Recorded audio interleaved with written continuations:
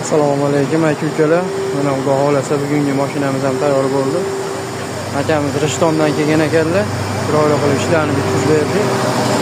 Bunga shunaqa xizmatlar bo'lsa bemalol murojaat qilaverasizlar. Manzilimiz Marg'ilonda. Yonki urinishlar, yonlari Nijevaka bo'lgan.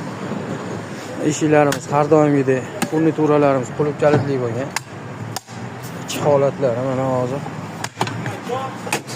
Ichki holatlari mana ichi faner bo'lgan. Ko'rinishlari.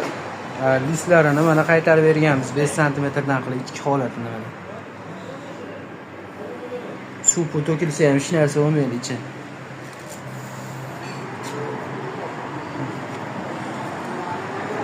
Yon ko'rinishlari.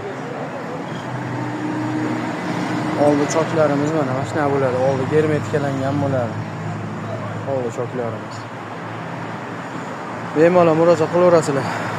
Chiroyli qilib ishlaymiz, biz beramiz Xudo xolasa.